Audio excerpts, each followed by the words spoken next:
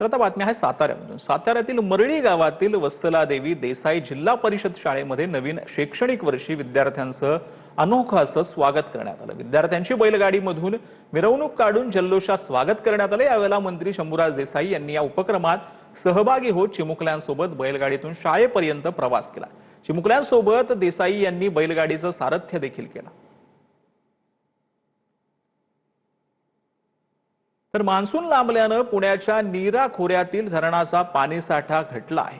पुण्याच्या भोरमधील नीरा खोऱ्यामध्ये भाटघर धरणामध्ये केवळ 7%च पाणीसाठा उपलब्ध आहे। पुढील काही दिवसांमध्ये पाऊस दाखल न झाल्यास धरणाच्या पाण्यावर अवलंबून असणाऱ्या तालुक्यांमध्ये पाणी टंचाईचं संकट निर्माण होण्याची शक्यता आहे। याचा आढावा घेतला आमच्या प्रतिनिधी।